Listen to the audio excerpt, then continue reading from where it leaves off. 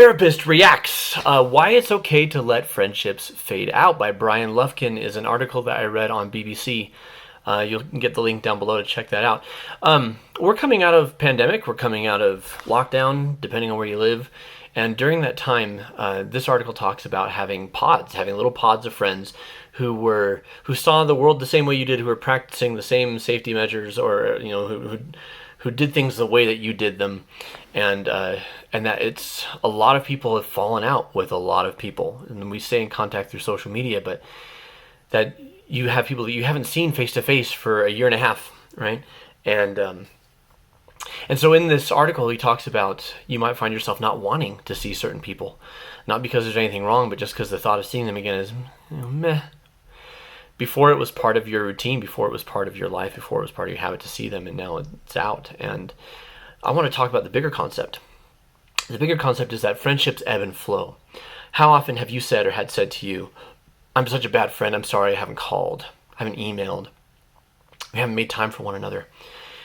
But the social science behind it is that we have different friends for different times of our lives. And it's not because we care about people less, it's because we need certain people and they need us, and we're a better fit for each other at different times in our lives. Our values shift, our needs shift, our interests shift. And that there are certain people, I know in my case, I have friends from childhood that I can go a year, 2 years, 3 years, we don't see, we don't talk, and then we pick up where we left off.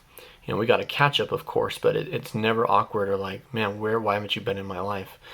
And that there are certain people that are there just for a season, and that instead of being a bad friend or thinking of yourself as being a bad friend, it's okay to recognize they're not reaching out to you either.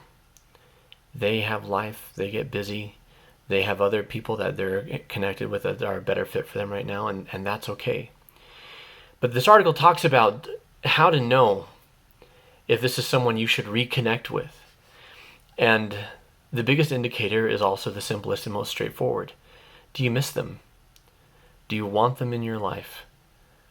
If the thought of not spending time together, if 6 more months go by and you haven't interacted, does that make you sad? Right? That's a pretty solid indicator. Again, your mileage may vary because you may have friends like me that you can pick up without missing a step. But I thought this was a fascinating concept because it's scientifically impossible for us to keep track of and keep tabs on and stay involved in the lives of every friend that we've ever had. Now, that said, if there's someone that the thought of reconnecting with them feels like a chore or like a duty or an obligation, and there's not a desire there to do it, that's a pretty strong indicator that maybe the season has passed for this person in your life. Now, how do you reconnect with someone when it's been so long? Sometimes it's really awkward because, once again, of the I'm a terrible friend thing. If they haven't reached out to you and you haven't reached out to them, it's pretty simple. Hey, my head's finally above water. I've been thinking about contacting you a lot. Never got around to it, but I would love to touch base. And a lot of people will be right there in the same boat. Oh, me too. I'm so glad you said something. It's a little more awkward if they've been trying repeatedly to get in touch with you and you haven't had the bandwidth for it, but you want to now. Lead with an apology, of not necessarily that you did something wrong, but more of a compassionate I'm sorry, or an empathetic I'm sorry that we didn't connect. I know that you tried and I didn't respond, and I wouldn't blame you for feeling insulted. It wasn't personal. My head was below water and I was just trying to take care of life, but I would love to reconnect.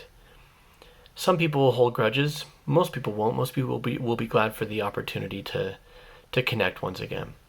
So when it comes to rekindling friendships or not, when it comes to who you have in your life or not, remember, none of us can keep tabs on everybody.